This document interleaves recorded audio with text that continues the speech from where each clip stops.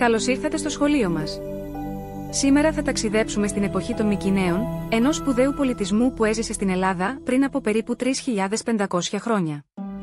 Οι Μικηναίοι ήταν πολεμιστές, αλλά και καλλιτέχνες, και δημιούργησαν μοναδικά έργα τέχνης.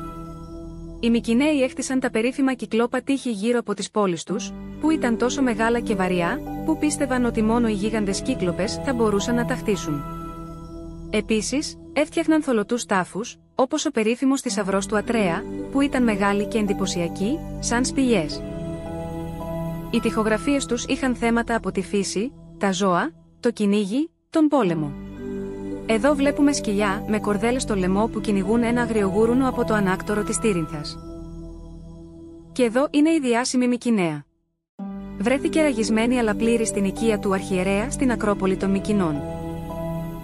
Επίσης, οι Μικηναίοι έφτιαχναν εντυπωσιακά αγγεία από πυλό.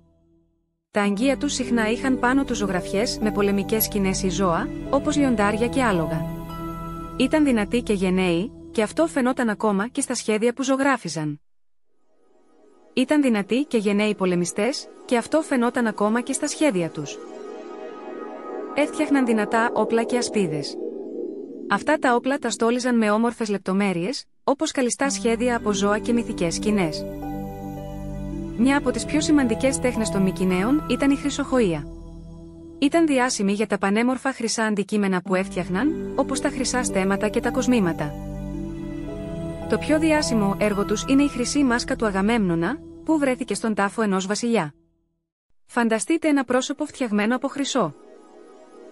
Η τέχνη των Μικηναίων ήταν γεμάτη δύναμη και ομορφιά, και μας δείχνει πόσο σπουδαίος ήταν ο πολιτισμός τους. Ευχαριστώ που με ακούσατε. Θα τα πούμε σύντομα.